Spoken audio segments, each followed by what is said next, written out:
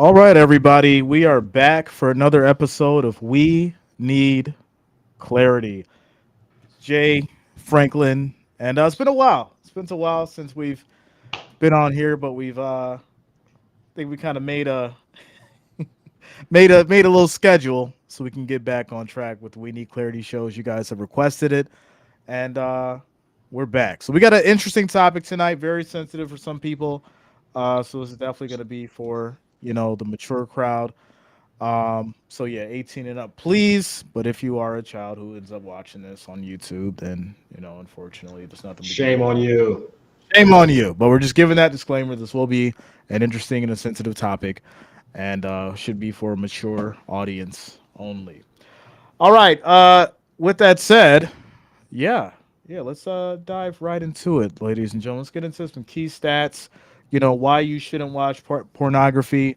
This is going to be sensitive both for both sides because obviously, it's not just the male or the female gender is actually both sides. But there's a lot of things to discuss, a lot of things to talk about, and we'll dive right in. We'll get straight into the statistics, and then we'll start talking about it.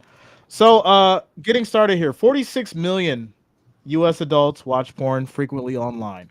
Okay. 75.8% of Americans have at one point watched porn online. One in four Americans have watched porn online in the past month. 93% of boys are exposed to porn in some form before they turn 18. 69.3% of men report to watch porn for sexual excitement. 42.3% of women report that they've watched porn without it being on purpose, involuntary exposure. And one in three men and one in five women have watched porn due to peer pressure because friends wanted them to watch it.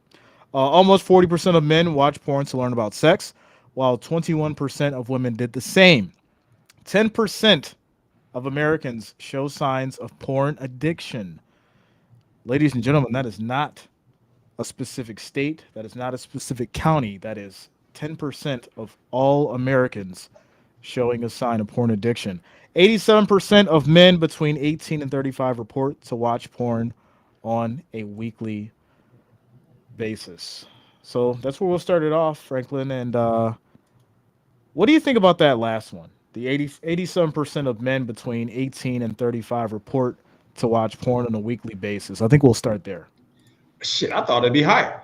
Um, that's it. I mean, for real, that's it. Right. 80%? Man, Yeah. well, yeah, Yeah. you know what?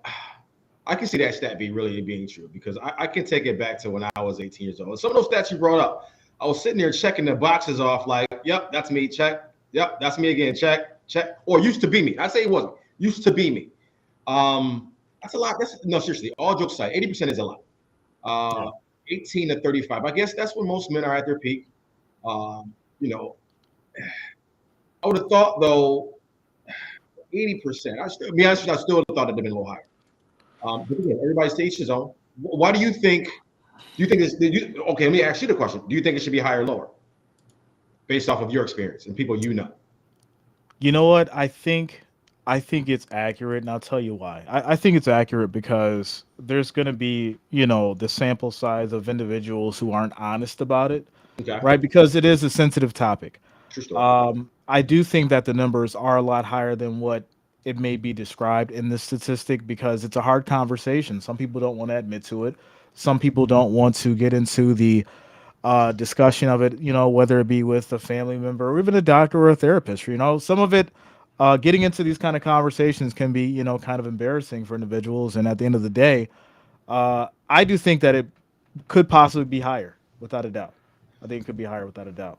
And I got a question for you real fast because you said something that is actually very important, and I think you're 100% spot on.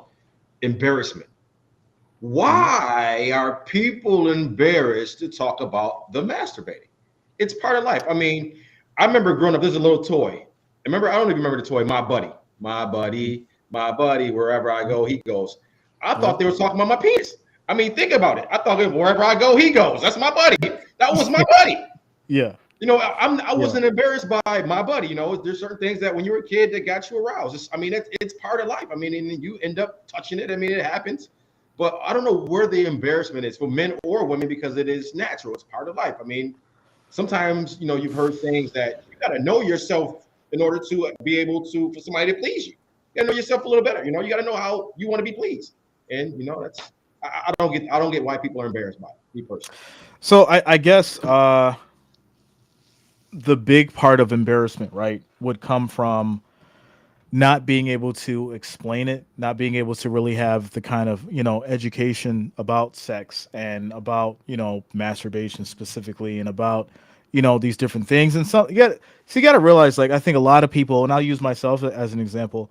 My first situation as far as, when I learned about pornography, I was about 8 years old. You go find that old Playboy, that you didn't know existed in the basement, and at that point it's just for me it was natural. It was I didn't understand it, you know and what's really wild is we have these urges and these things that as humans we don't know where they come from or how to control them.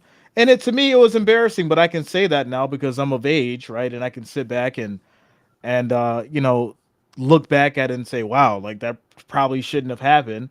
But I see that there's this thing that has me aroused, right? There's this thing that is getting me going even at such a young age, which is really crazy to me. But yeah, my first experience, I would say, it was embarrassing. I didn't mention that to anybody. I didn't say that to anybody. I wouldn't bring that up to anybody, you know and that goes on. And then you try to understand it with your young adolescent mind. So at that age, right? Because it's wrong, right? Right from wrong, or you almost do, right? As you can be taught right from wrong. But in that kind of situation, you try to understand it, and then moving forward, it really all depends because we don't really understand what being embarrassed is at a child's age. We may understand that 10, 11, 12. We come more so into understanding the world. But as far as like specifically getting into the concept of being embarrassed about something, I think it boils down to understanding, like, how have you matured, and how do you understand yourself and what you're getting into to become embarrassed by it. But me personally, yeah, I definitely was embarrassed. I would have never mentioned that to anybody as a kid. Let alone as far as what I learned. Shout out to Tactical, says carnal instincts. Yeah, and it's just our natural anatomy. So yeah. Well, for me, my first experience, again, I was probably a little older. I was probably 10 or 11 years old. And I think this person is dead, but shout out to Gilbert Godfrey. He used to have those late night shows on Mm-hmm. Showtime. But Nick, and they were only showed the top. But I remember there was a sex scene. I'm watching those late night shows, Yep. and I remember start touching myself, and I'm like, oh. And I remember when the climax happened, my toes did this. I was like, whoa, what just happened? Yeah. I blew my mind. And I Yeah. was a total opposite. Now, I was raised by my mother. So I didn't want to go to my mom about it, but I went to all my boys like, yo, I just had Mhm. this happen. Did you ever have this happen before? And Yeah. some said yes, some said no. But again, to me, it was an amazing experience. I wasn't embarrassed by it. And to this day, I'm still not embarrassed by a lot of things. Yeah. Today, you're going to hear a lot of stories about me and my not being embarrassed. So this is how I am.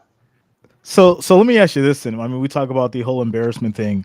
Um, Obviously, like like I said, for me the embarrassment thing was I wouldn't mention that to anybody. You said that you weren't really embarrassed about that specifically at that age. So what would be the advice, right, to someone who would be at that age in regards to, number one, not knowing that this may become an issue, but number two, them basically understanding that, hey, maybe they should talk to somebody before it becomes an addiction, or maybe they should talk to somebody so they can understand what's going on with their bodies. How should they approach that? Well, again, we have the internet for a lot of things nowadays. We can Google pretty much anything in the world and try to get some advice. But the first thing is understanding yourself. It's it becomes an addiction when it outweighs normal patterns. And Yep. sometimes you don't even know what a normal pattern may be. But if you're doing it multiple times a day, or you're again, I had some stats here. If you're doing it multiple times a day, um, it may be a problem. It talks about that. It talks about if there is what is all there. Masturbation takes you a long time and energy, maybe a problem. If you have to do it at home, work, or in personal life for, for mental health, maybe a problem. If it makes you late for meetings or canceling events, you definitely got a problem. If you have to, if masturbating in public isn't uncomfortable for you because you just can't wait, maybe a problem. So some of Yeah. these things, if you have some of these issues, it may be a problem. Now, granted, sometimes we can, if you know your issue ahead of time, then you may be able to solve it yourself. Again, but if you can't, you may want to seek out some help. Because again, it is a natural thing, but when it becomes excessive, it becomes this addiction, then it's a problem. Just like anything else in life. Yeah, yeah, and another big thing too is this. We'll bring in the idea as far as for family, right? That's going to be a big thing. So family and marital pornography stats. The negative effects of pornography does not end after development. They can be just as harmful to families and marriages. It says, according to National Coalition for the Protection of Children and Families, 2010, right? This is literally 13 years ago. 47% of families in the United States reported that pornography is a problem in their home. Pornography use increases the marital infidelity rate by more than 300%. 40% of people identified as sex addicts lose their spouses, 58% suffer considerable financial losses, and about 33% lose their job. 68% of cases involve one party meeting a new paramour over the internet, while 56% involve one party having an excessive interest in pornography websites. So, let's get into like obsessing, right? Because that's, I would say, kind of an addiction at that point, right? Whenever you obsess into anything, you could probably say that it's became an addiction. It's became something that is overcoming you in a sense. And I would basically speak to my younger days in regards to this specific topic alone. Here we on we need clarity. We don't talk about anything that we haven't either experienced or that we haven't basically went through ourselves. True story. So with that said, at a young point in my life, like I said, when I had first found the magazine, that basically opened that door, right? It went from magazines to, finding the old VHS tape, right? You find that old VHS tape and then you pop it in, and next thing you know, it went from just seeing the pictures and, the basic soft stuff to now we're watching full, hardcore, sexual acts. And that changes the mind, right? That changes the mind, especially if you're younger, and especially if you haven't had the chance to really develop mentally and really understand your sexual nature and women and all that kind of stuff. And it's really interesting because a lot of people will say, well, they're just experimenting, right? They're just experimenting, and they don't really know what's going on, and just shrug it off, because once again it goes back to that, it's embarrassing to talk about situation. So while this person or this child may be going through something as they're trying to grow up, they may have an addiction. They may have this, situation that they have to gravitate back towards pornography because it brings them comfort. They don't know the difference in why this could be hurting them. And yeah, getting into that, it becomes something that you look at, it becomes something that you get used to, and it becomes normal for that individual. And that can definitely affect you mentally going forward as far as your development. True story. And again, the younger, and again, we do all start at young ages. And you talked about VHS tapes. I got a story for you about that. Yeah. Yeah. Back in the day, so and again, I don't know, was this a male thing? Is it a female male thing? I know for me, as that after that client, like you put that VHS tape in, after that, Mhm. and I used to do it we had a sitting room or a family room. I would do it in there because I didn't have a TV in my room. We didn't afford a TV in my Mhm. own personal room. So I would Mhm. do it in there. But after I got done with my deed, my stupidity after the climax forgot to bring out the VCH tape. So I would leave Mm. it in there. My mother would go there and try to watch one of her episodes or whatever she recorded, and it'd be in Mhm. there. And I remember my mother ripping the tape and throwing it on my bed. Now I got smart. I said, okay, I'm not. And it happened maybe 2 times. And I said the second time, okay. What I ended up doing is I cut Mhm. the ends of the tape off each side, got a piece of tape, taped them together, and had the video playing again. I might have missed a scene or Mm. two, but I was still good. I still watched my VCR tape. But back to what you were saying, but all jokes aside, it is a problem. And again, I think when you start watching porno at a very young age, you become desensitized to the real life, the real thing. We all Yes. do, because again, you're seeing Yeah. now the thing about it too, you're seeing so many different variances of whatever you're watching. If you're a guy watching girl, if you're a girl watching guy, if you're a guy watching Mhm. guy, girl, whatever you're watching, you become like you see all these varieties now. And sometimes you may want to try all of these varieties based off of what you're seeing in that pornography, which is not true. It's a Mhm. facade. It's a movie. You know, it's made for Mhm. entertainment and entertainment purposes only. But sometimes you said something earlier, as a young adult or as a young child, you don't Yeah. understand that part yet. You don't understand Yeah. this is entertainment value. This is not love. This is not, this is not something you seek after intentionally. Now it may happen. You may end up falling in love with a porno star. To each his own. I get it, but that's not intentionally what you're trying to go after. And you don't understand sometimes the difference when you're younger. Just my opinion. My opinion on it. So yeah, I mean, I like the fact that you mentioned the relationship, right? Because that happens to a lot of individuals, right? We know people who say they have a favorite porn star. How is that possible? It's kind of like, your favorite actor or your favorite musician or your favorite athlete, right? You'll hear people say, "Oh, I like this specific porn star." They've grown a relationship with them in their heads. And what's wild is this, because most people don't really understand how severe this can get, but there are people in there who literally are obsessed with these specific porn actresses or actor. And, when they're fantasizing about them and they're, getting off to them essentially, however often, they're, relegating that person back to them into the mentally, right? And so let's say they go out and they decide to have a relationship, right? They decide to get into a relationship with an individual, whether it be male or female, right? Because both parties watch pornography. So, from a man, he may have specific ideas about the individual he's been watching, right, for a long time. And he wants to do these specific acts, or he wants this specific partner to perform those specific acts. And then on the flip side, right, you could have a woman who's super desensitized into been watching it so much that she expects every man to have a specific size that her porn star has, that she's been watching, for a while has. And that can lead to all kinds of issues for, just like you said, being desensitized to the real thing and being desensitized to actually understanding how, a real, a relationship or a real sexual relationship should be. True story. Now I want to go back to Tennessee had a comment here. Um, and he said about access for the kids. We're backtrack a little bit about access for the kids. Kids have way too much access to it now.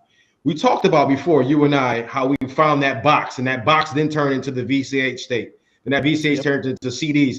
But there was some creativity that we had to find out. We had to hide it in certain places. You couldn't know. There was some creativity and some mystery there. There's no more mystery anymore. There's no more creativity. Or me personally, when I had to go and watch it late night on that soft porn on on Skinamax or Hmm. Showtime late at Hmm. night, I had to do it at a certain time. Now you Yep. have access to it 24/7, 365 year. There is no way. I mean, you can get it at any time you want to. It's on demand. Hmm. That's a problem. Sure. So Yep. again, Uh-huh. imagine again what we went through as kids. That we had to sneak it here and there. Versus, and again, we had to wait to get to a safe space. You had to wait till you Yeah. got home somewhere else. Now you ain't got to. Yep. You can do it wherever you Yep. want to do it at. Anywhere in the So car, anywhere. and it's so I bring up the stats, right? It says a 2018 study revealed that nearly 27% of teens receive sext. And if you don't know what a sext is, that's basically some form of a text message, and it's basically just being shared of like a sexual nature, like something in regards to maybe like uh I mean, I don't want to basically go there because teens shouldn't be doing it, right? But they are sexting each other and they are sending each other nudes, which is basically naked pictures. So, and this is another topic that we can get into later because it is very important and we need to address it and why you shouldn't be watching pornography. One of the big, no, I'll talk about it now. I'll talk about it right now. A big thing in regards to pornography is you don't know how old the individual is or the individuals that you're watching. You don't know their age, especially if it's certain things that you may not understand or that you may have got from someone else. You don't know.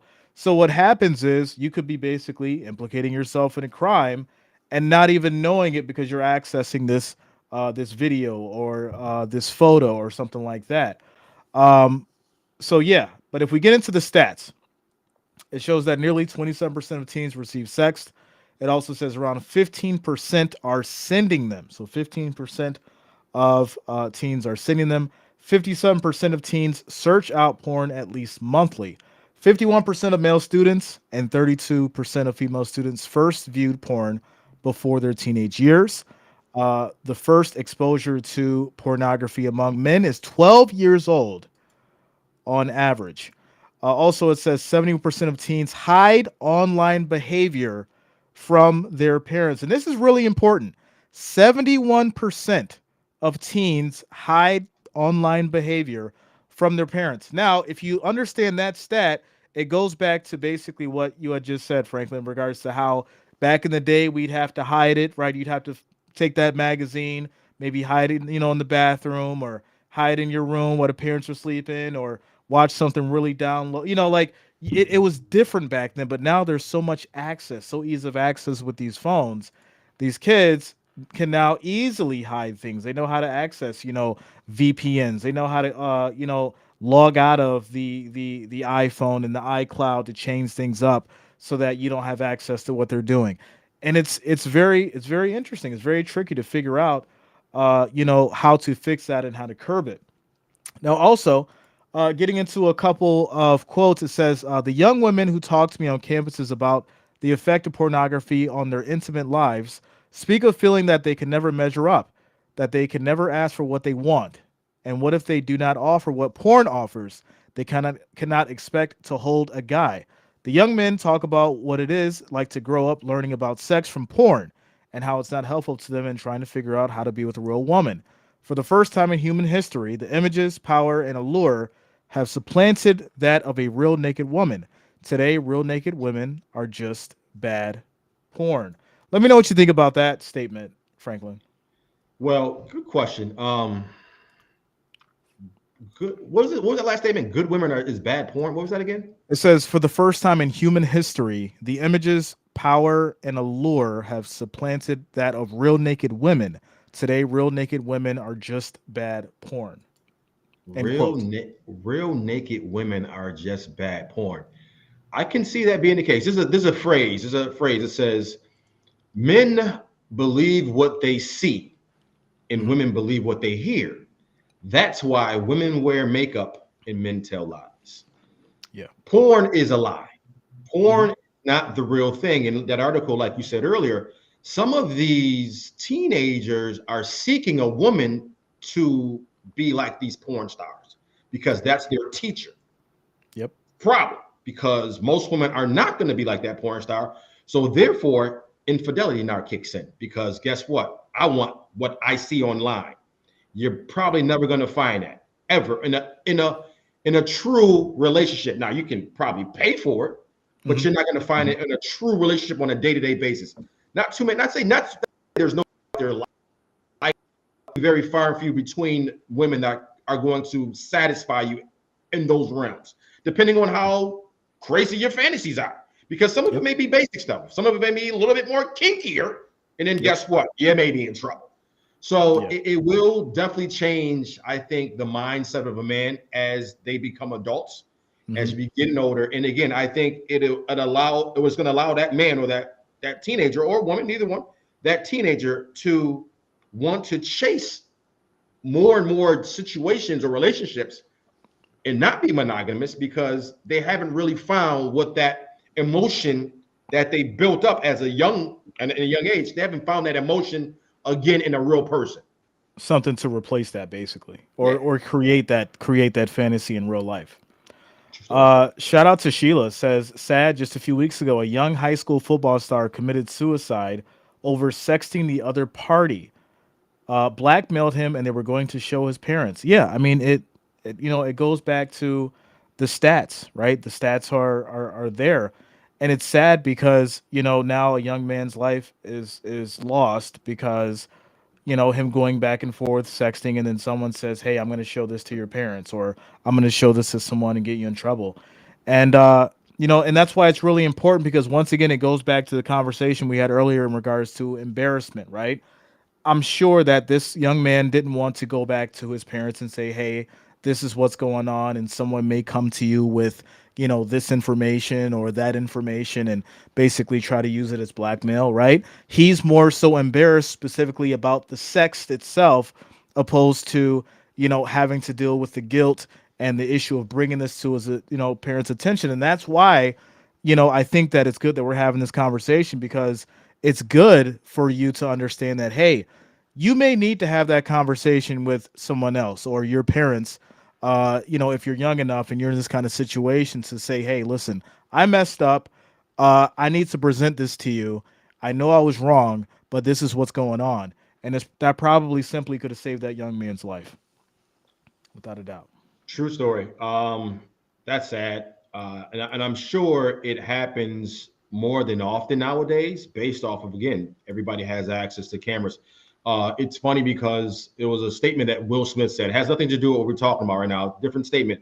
It was about police brutality, Mhm. and the statement he made was, but it's the same thing in this situation. He said that it's not that it's happening more. There's just more cameras. Yep. And my point is the same thing in regards to sexting and everything else going on right now. It's not that it hasn't happened before in the past. It's just more access for it to happen now. There's more camera, there's more phones. And with the True. more, and again, now teenagers, again, I remember getting my first phone. I had to be 17, 18 years old. Kids are getting Mhm. phones at 9, 8, 9, 10 years old now. So Yep. there's a lot more Yep. access out there to that internet. Now, granted, parents, you said earlier, parents, try to put parental visions on phones and TVs, but guess what? These kids are smarter than y'all. These kids know every back door, how to, like you said, how to go proxy. I mean, they know it all. They know Yeah. they're The on kids are chat smart. sites. Yeah, they're on chat sites, Reddit and everything else that talks about this, and how to bypass this, and how to, and the parents don't even understand that. So No. it's No. going to be very tough to kind of, you can try to minimize it, but it's very tough to completely take it away. Yeah. Yeah. So switching the narrative from, the kids and development, and then basically understanding, why you shouldn't watch pornography. We're gonna change the narrative now and head into, marriage, right? How pornography can either hinder or potentially help your marriage, because there's two sides to it, right? Um, we can say that, why you shouldn't watch pornography on this side, but then there could also be a specific use for pornography on the other side, right? But now we're getting into the more adult talk, the more realm of understanding where there could be something missing, and it could help you or it could hinder it because something's missing in the marriage or the relationship, and now you're resorting to pornography. But we'll get into the stats first, and then we'll get into uh, marriage and pornography. So 68% of divorce cases involve one party meeting a new lover over the internet. 56% involve one party having an obsessive interest in pornographic websites.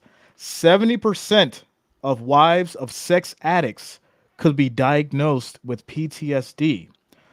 Prolonged exposure to pornography leads to diminished trust between intimate couples, belief that promiscuity is the natural state, and lack of attraction to family and child raising.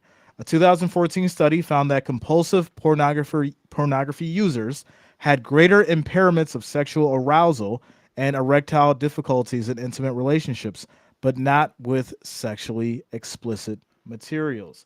So, when we hear that and we try to understand those facts, the one thing that points out to me is, okay, if you're married, right?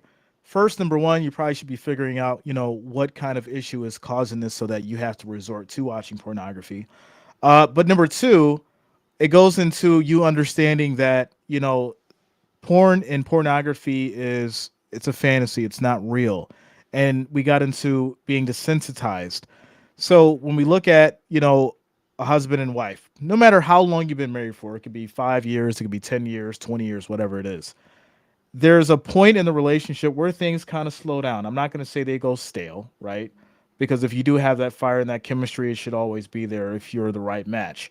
But things may change, right? You may have a child. She may, the libido may slow down a little bit because there's a child involved, or there may be an injury, or there may be a little bit of weight gain, all kinds of different things. At what point, right? Does hey I may need to just masturbate and watch some porn become okay without it becoming desensitizing to that specific individual and their partner? What do you think about that, Franklin? Well, that's a good question. 'Cause I was there before. I'm not gonna lie. I'm gonna keep it a buck. This is what this show is about. Keeping it real. I Hmm. was married before, and I would masturbate still because there could have been times where, again, and that it wasn't because. Good question. Actually, it was. It sometimes because time has lapsed. Like you said, there's different times of relation businesses. Our career paths could have drove us to at some points not being able to see each other as much, or being tired at night, or different scenarios. The Yeah. kids, Yep. but it didn't become excessive for me though. And I guess with some people it does become excessive, where it becomes more of I'd rather have or masturbate than even have sex with my partner. And Hmm. that's when it becomes a problem at that point. And then there could be some, and I do have friends that there were issues in becoming desensitized towards their significant others. Hmm. Because again, they felt like they were masturbating to a certain rate that their significant others couldn't even really get them off. But you Hmm. said something else earlier. There's been other cases where it actually helped relationships Sure. because there were wives or husbands. Usually, it's more of the wives in my scenario. Again, in my world, not everybody else's world, but in my world, more of my friends, their wives weren't as experienced, and they wanted to become more experienced. So therefore, they use these films to help them to explore different things that they felt like, okay, I can try this. This is safe. Let's do this, and let's Sure. just go to these different other realms, and which work for them. Not to say it's for everybody, but I guess when it becomes more of the rule of masturbation versus significant with your significant other having sex, Yeah. I think that's where your issue, and that's where your problem becomes in becoming either an addict or not sensitive towards your significant other in regards to their needs. So, Yeah, and that's I think that's what it really boils down to, right? It boils down to the specific needs of the individual, right? Everybody's not going to have, a super high sex drive all the time, right? Life changes, things are going to change, kids, work, people being burned out for certain reasons, you may have lost the spark. There's all kinds of different things that can happen when it comes to, why a person may need to feel that, okay, I need to masturbate in this, but while being married. But when it boils down to it, the understanding is that everybody has needs, right? So is it something that can be, controlled? Can it be something that basically can, someone actually say, hey, okay, I understand that I'm doing this because, our sex drive isn't as high as it used to be, or our libido isn't working as well as it could be. So maybe, to avoid that, right? Because if we go back to the original conversation of embarrassment, right? Some people may not have want to have that conversation with the wife or the husband in regards to what they're doing because they're embarrassed about it. They feel bad about it. They don't know how to have the conversation in regards to getting the point across saying, "Hey, I have these specific needs and this has been going on." Because what'll happen is that could lead to that other party feeling some kind of way. They could get upset about it. They could feel like they're not desirable to you anymore. So it is very sensitive in as far as how people approach it, but the biggest and most important part of it is communication, right? If you are a married individual or even a long relationship, because at that point we would assume that you have those kind of strong feelings for each other and you would want to have that conversation regardless. Nevertheless, at that point, if you're having that conversation, your partner may be able to, understand why you're coming to them with this and potentially be able to fix it. Now, there's other options to go to that are a little bit more professional, therapy, things like that, counseling, um, maybe even a sex therapist, stuff like that. So, or on the flip side, right, get into watching it together because at the end of the day, if it's something that can help you guys come together and bring you closer to bring that spark back, then it may be something that works. The real problem is when people don't understand that it becomes something that is too much or becomes something that they become addicted to, and it basically replaces their wife or their husband.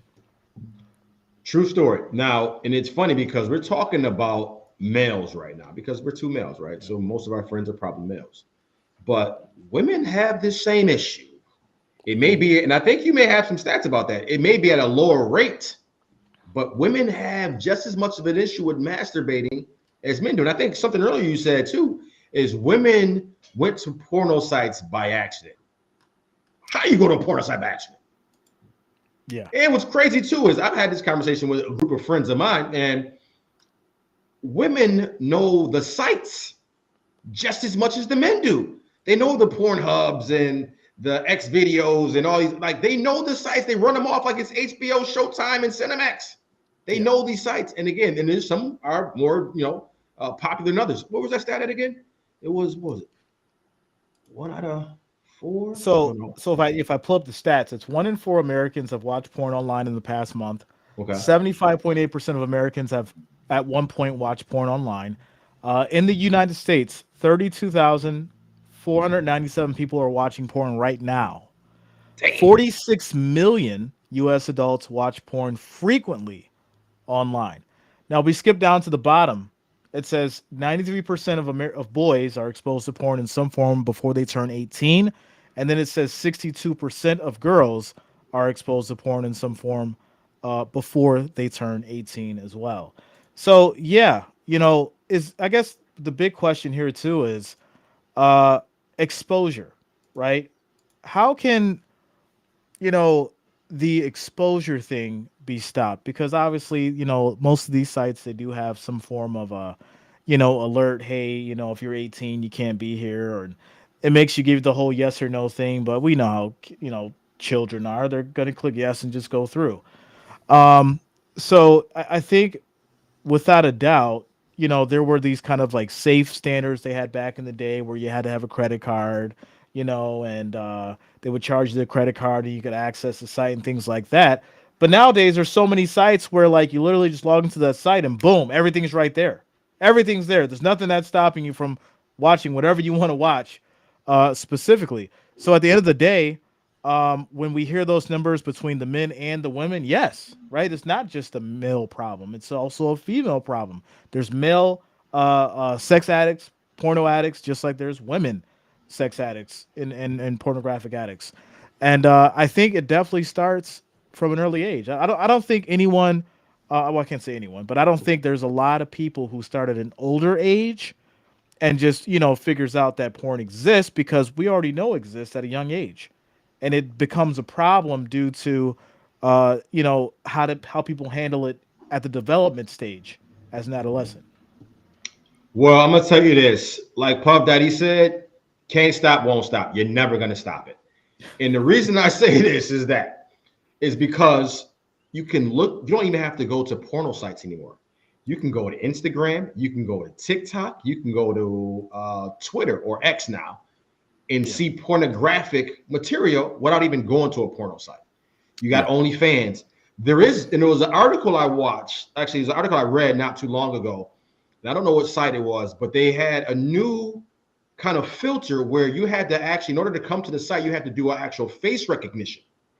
And it had to verify your Mhm. age by your face, which I think is pretty dope Yeah. because that could help a little bit to shelter the young under 18 or adolescents or whatever age group you want to use it for. Hmm. It'll help them from seeing as much of what they could see. Like you said before, Yeah. all you gotta do is just say you're 21 and you're in. I mean, how do you Yep. know if Yep. you're lying or not? But again, I think that was a cool way of doing it. But again, the problem is everybody has to be on that same trajectory because again, I can go to Twitter and see the same thing. You might not be able to see as long of it. They're smaller clips, but kids Sure. don't care about small clips. 15 seconds, 30 seconds, that's all I need. No, it's really really important to understand that social media is literally just a haven for porn right now. It doesn't matter if you're on Facebook, Instagram, Twitter. There, it's on there. It's on there, and it's easily accessible. But getting back to the numbers, which it's really interesting because it says that 42% of women who have seen porn did not look for it intentionally, meaning they were exposed without wanting to. So that number is really high. Because it's like, okay, well, how did they find it if they weren't looking for it intentionally, right? Is it scrolling through social media? Is it, someone sent it to them and they didn't want it? All this kind of stuff comes into question. But then it goes into 16.8% of women have watched porn for the sexual excitement. Women are much more likely than men to read written porn or listen to erotica, right? How many romance books are written for men, right? All those books are mostly written for women. And the erotica and all that stuff, and the lingerie and the Victoria's Secret, all that stuff's made for women. Makeup, cosmetics, all that stuff is made to make the woman look sexy and more appealing and things like that. There's not really a world where men, there's things for men out there that are super easily accessible. In fact, we can even get into the conversation as far as toys, right? The the dildo basically replaced the dick a long time ago, you know and it definitely wasn't until recently or in recent time that men didn't have dolls and all these new fleshlights and all that kind of stuff to essentially become something to counter it. So yeah, it really gets into an interesting conversation in regards to everything that we're seeing, especially getting to the stats. One out of every three visitors to porn sites are women. Ooh. So yeah, if you say that 42.3% of women have seen porn but did not look for it intentionally, but then you say that one out of every three visitors to porn sites are women, we got to make the stats make sense. We got to make the stats make sense. But you know, I think the bottom line is this: once we come to understand that there's certain situations and a certain level of desensitization that happens in regards to both men and women, especially in relationships. Um, it's without a doubt something that people need to look into, potentially get some help if needed, because if you're having relationship issues because of it, if you're addicted to something and you can't really control it or understand how, um, it becomes a problem. It's definitely a problem. Now I got a question now. Since Yeah. we're gonna, I mean, this is what we do. We pose some crazy questions, Hmm. and we got to answer them. But what do you think about paying for it? Like paying for it online in regards to the live shows. What do you? Because again, I know a lot of women. No, just all jokes aside, I Yeah. know a Yeah. lot of women Yeah. go on the live ones and they want to go to the chat rooms themselves one on one. Women, it could be women on men or men on women on women. Women are very demanding, and I heard a lot of women say that they pay for it. So, what do you feel about paying for like the cam videos and all the other stuff? I guess you can So pay for now. no, on a personal level, back when I was 18, 19, I'd go into the store, buy a DVD. I wasn't, with an individual at the time, and you go in there, you buy a DVD, and you buy a magazine, and obviously at that point, it serves its purpose. But at the same time, I look back to it and I say, wow, what a waste of money that was, right? But at the same time, when you pay for anything like that in regards to a specific service, and we can get into the whole, prostitution, we can talk about that on both Ooh, ways. Going to the strip club, we can get into all of that.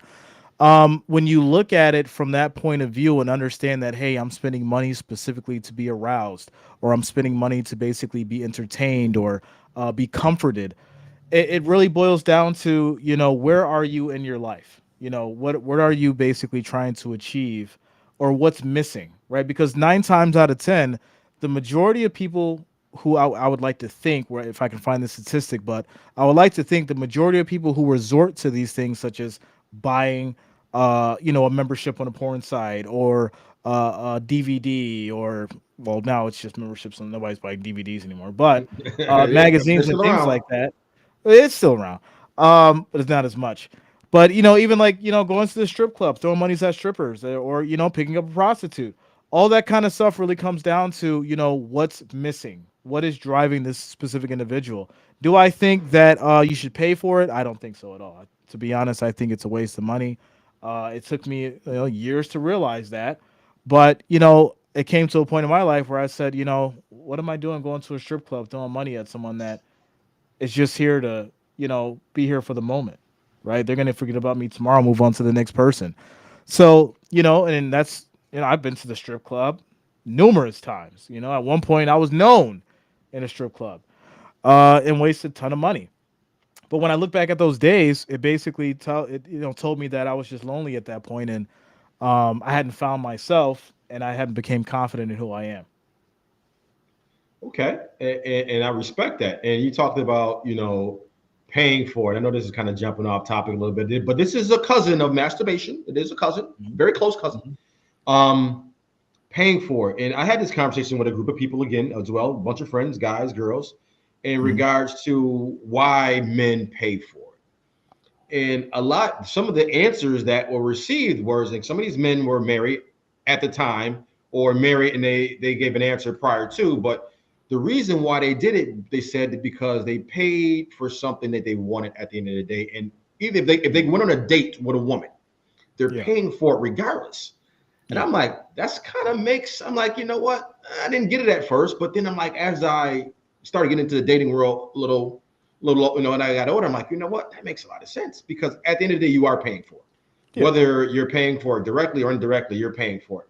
And a lot of guys I know, because I think the way we were brought up, we are sexual beings. We do want that kind of fantasy world of having sex whenever we want to. We know it's not realistic. Well, some of us at least know it's not realistic. True. But a lot of men do want that based off of, again, how we grew up, whether it's watching porno, whether it's whatever movies you've seen. Mhm. But it is a gray line. And I think a lot of people should definitely take the time to think, what am I doing with my time and my value? You said, what am I looking for? Yep. What is the end game? What is my end game of what I'm looking for, whether I'm paying for it or not paying for it? And Yeah. what are you seeking? And if you don't know that answer, and then you obviously you stray out to a bunch of different things, and hopefully until you find the answer that you're really looking for. But you kind of have to know yourself first. And I agree. Yeah. Yeah. It's very important to know who you are, and that's why we can talk about sexuality, that kind of stuff, but really understanding as far as who you are, number one, and then number two, what you're looking to achieve, specifically in life, whether it's single, relationship, marriage, having a partner, all that kind of stuff, right? And then you basically have to compartmentalize as far as what you're looking to achieve, even in a relationship, right? All those things come into play, whether chemistry, sex, you know, basically finances, security, uh, all these things come into play, and without a doubt, I think the main thing, because think about it, at the end of the day, uh, we are human by nature, and we go off of what the eye wants, right? So we see a attractive person, that's who we go after. Um, so once we figure out who we are and we really understand what we're looking for and how we can perceive ourselves, we then open up that door as far as to working with and learning about others. And the idea, for me at least, of why I actually stopped watching pornography was the fact that I felt like I became less of a man while watching it, right? It made me feel different about myself when I was done. We talk about post nut clarity, right? We need clarity. Well, post nut clarity is when you're done and you have that enlightening moment. And it basically helped me realize that I was not only wasting my time by pleasuring myself when I was doing it, but I was basically making myself desensitized to my potential partner moving forward. And when I stopped doing that, it was great. I focused. I went to the gym. I started doing a little bit more work. I started stopping wasting time on Mhm. doing that and being focused and being productive. And over the years, it definitely helped change me. It helped basically get me in order. And yeah, it's a wonderful feeling when you stop and when you don't feel like you need to do this or need to do that, because it comforts you in the end. Yeah, and I get it. Now I'm not so. lucky to have stopped. So I'm gonna keep it a buck. But every so often, sometimes every so often. But going back to like this, I'm picking back off in our first conversation. It is very difficult for males and females, no matter what age it is, to not see this based off of it's everywhere nowadays. It's everywhere. Magazine. I mean, it's always been everywhere, but there's more exposure to it nowadays, especially when you we talked about earlier, social Mhm. media. How many hours that kids spend on social media is unbelievable. They're on social media more than they watch TV. And Yeah. if the access is that easy to see it, then they're going to be exposed to it at a very, very young age. And not only just exposed to it, we were exposed to it at a young age as well. But we didn't have the frequency that they have nowadays. They have a higher Yeah. frequency than we do by far. Because Yeah. again, they can use it 24/7, and we didn't have that exposure. So, there could be an issue for a lot of young adults going forward in regards to what is intimacy, what is true intimacy, what is love. So Is it before this feeling? So I was gonna say before we get into that, let's talk about uh, internet pornography and basically how accessible it is and the money. So every second, 28,258 users are watching pornography on the internet. $3,075.64 is being spent on pornography on the internet. Every second, $3,000 is spent on pornography. Ching. Uh, yeah, yeah. 372 people are typing the word adult into a search engine. Every day, 37 pornographic videos are created in the United States. 2.5 billion emails containing porn are sent or received. 68 million search queries related to pornography, 25% of total searches are generated. And 116 queries, which this is another big thing. 116,000 queries related to child pornography are received. And this is another specific topic that people don't like to talk about because it's very, very important, right?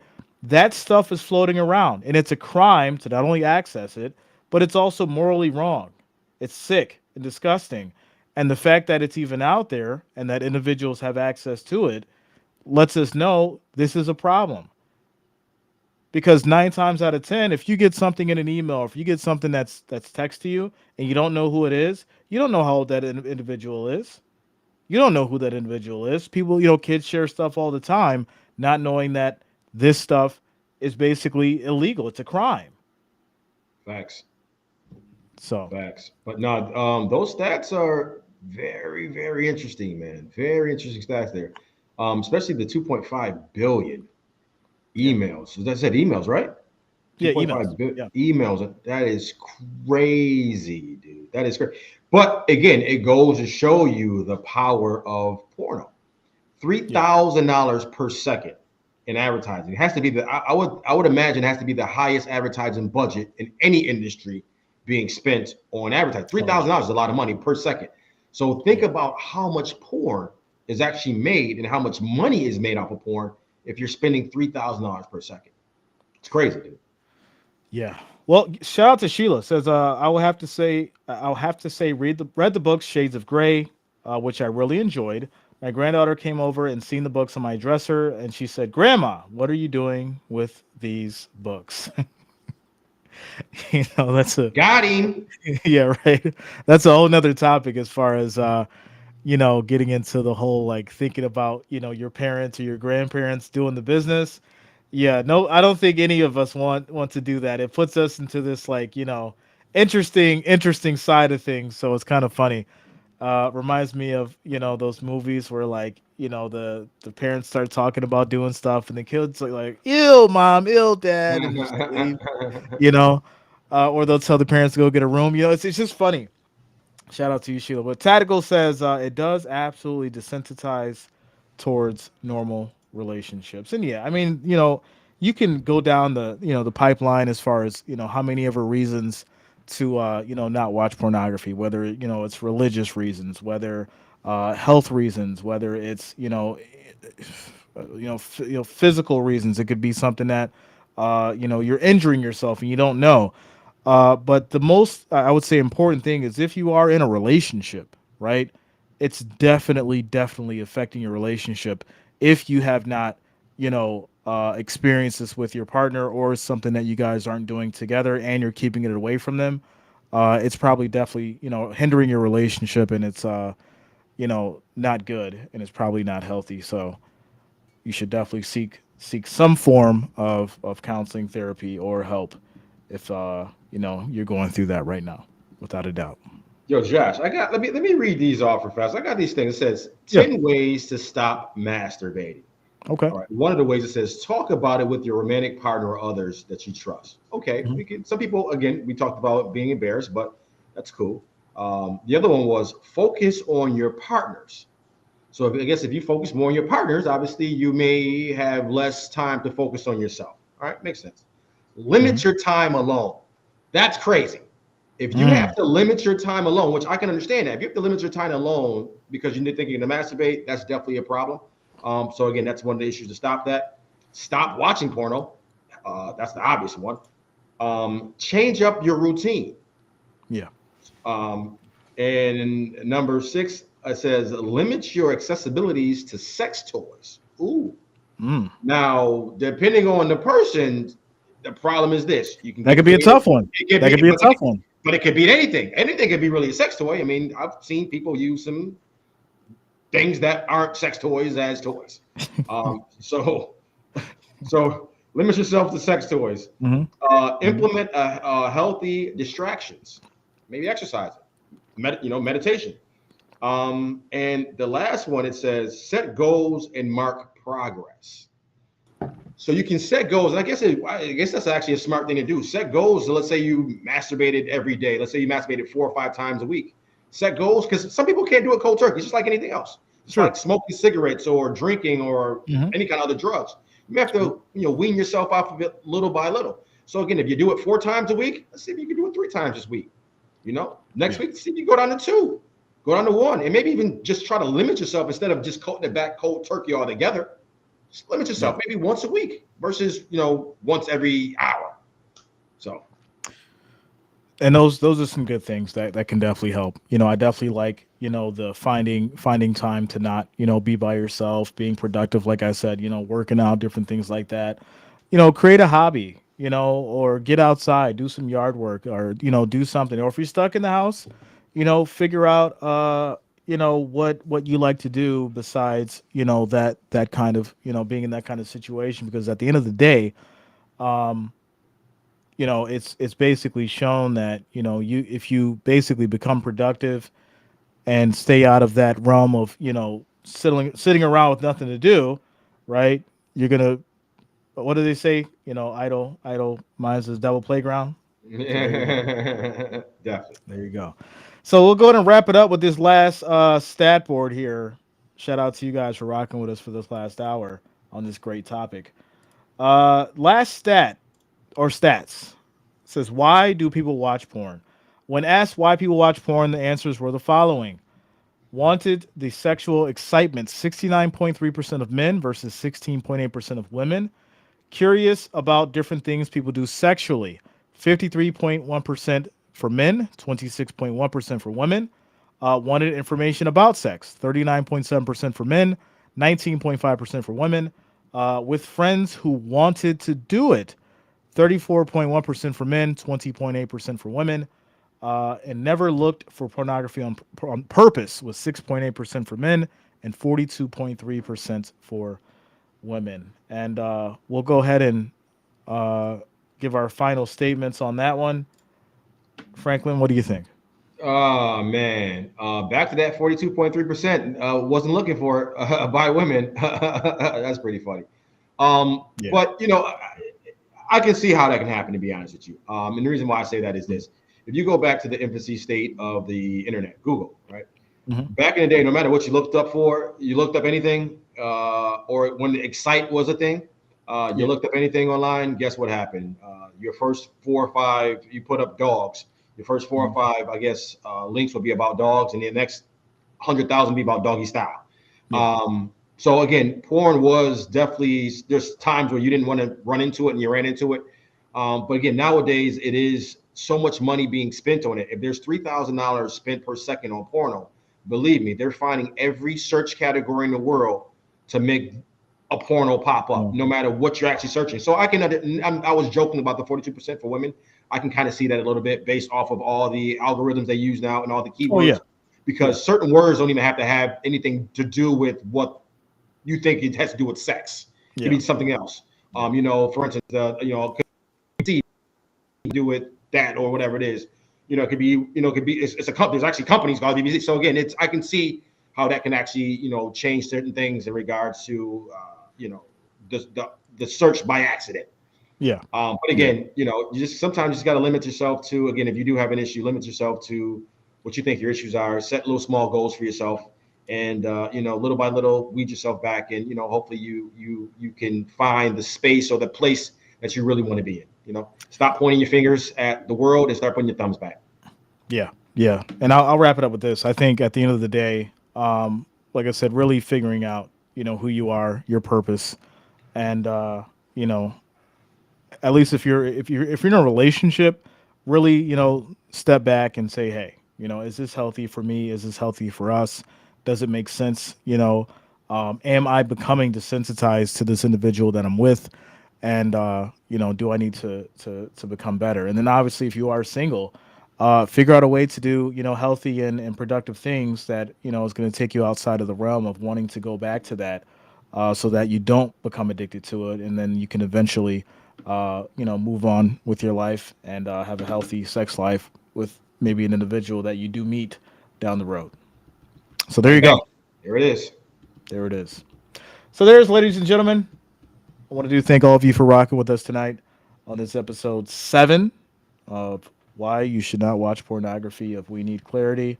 We're gonna start doing this. Looks like Tuesday night. Tuesday night. We'll start doing Tuesday. Tuesday, maybe Friday. We'll figure it out.